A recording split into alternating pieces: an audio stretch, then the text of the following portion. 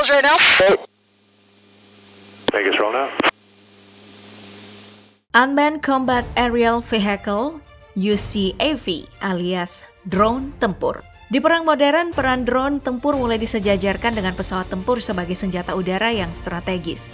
Kemampuannya sangat efektif dalam membantu operasional militer seperti pengintaian wilayah dan sasaran musuh atau berperan menghancurkan pesawat musuh secara efektif.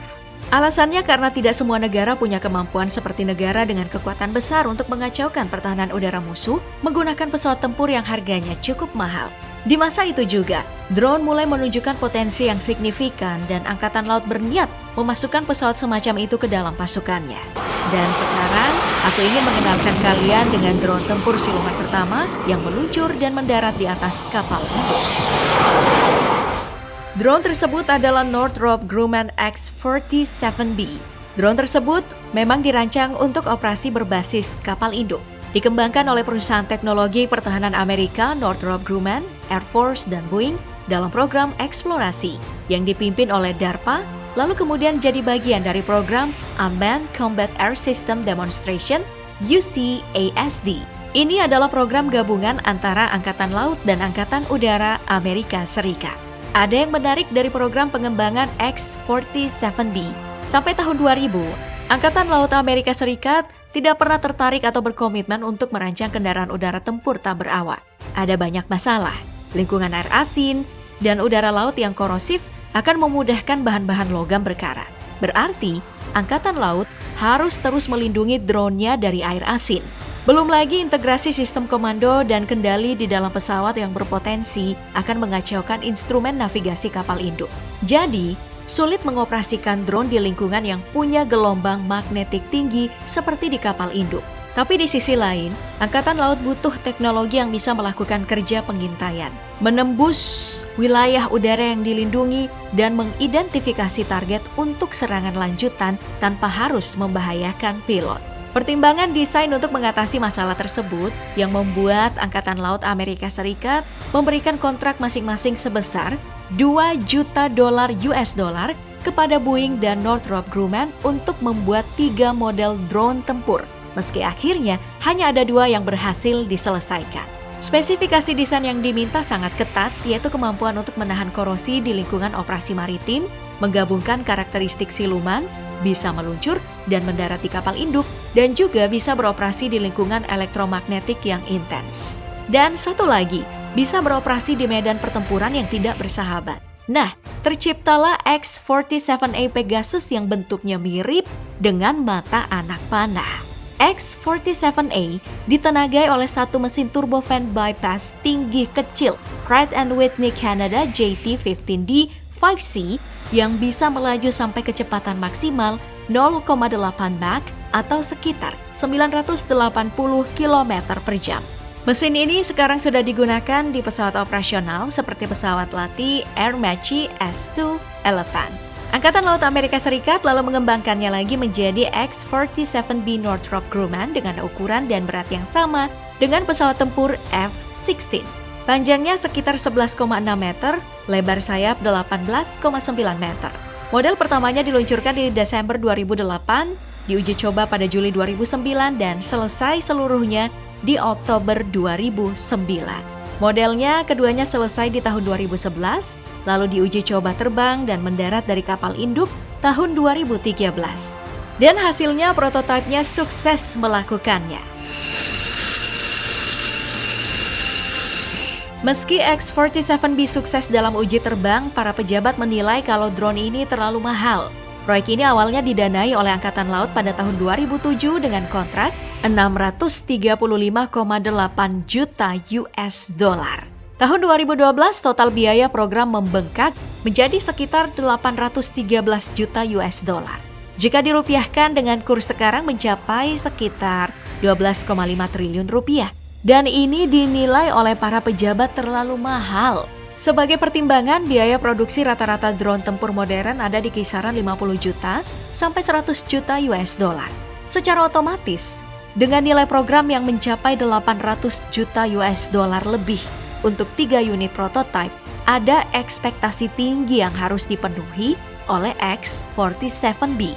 Jadi, Mari kita bahas bagaimana fitur dan kemampuan yang ditawarkan X-47B ini.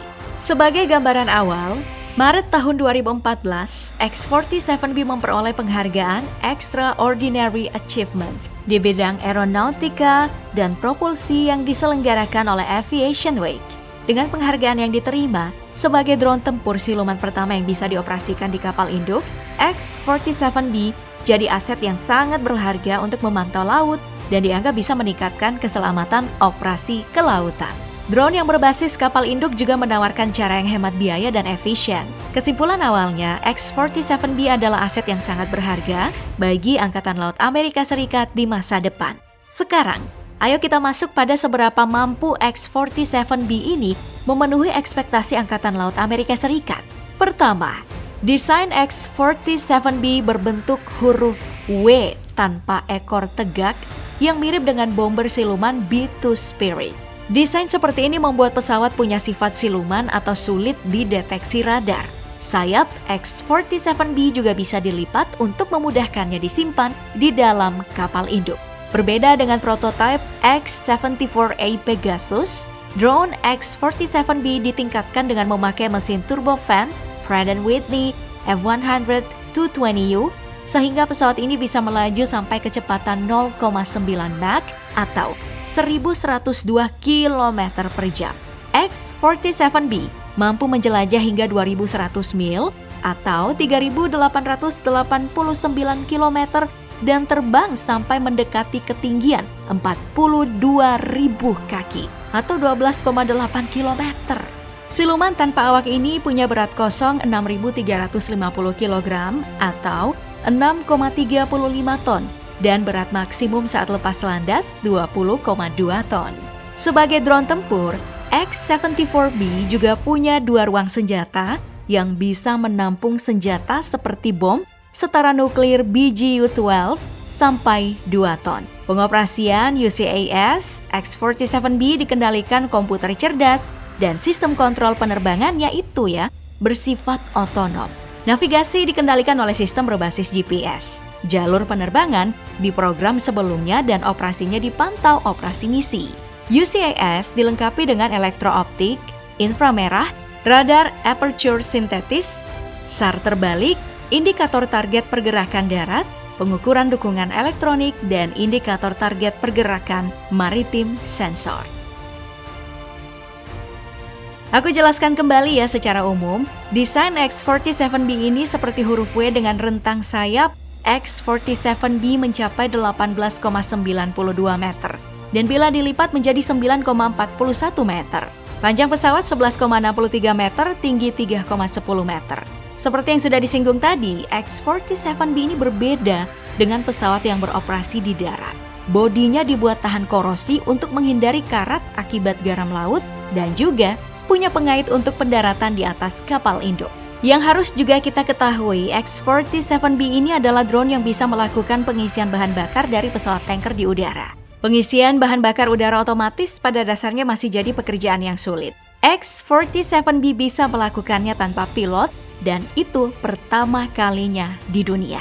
Uji coba ini pernah dilakukan di atas Samudra Atlantik dan yang paling penting siluman tanpa awak ini punya 2 ruang senjata di badannya atau Internal Weapons Bay yang bisa membawa rudal udara ke permukaan atau rudal udara ke udara.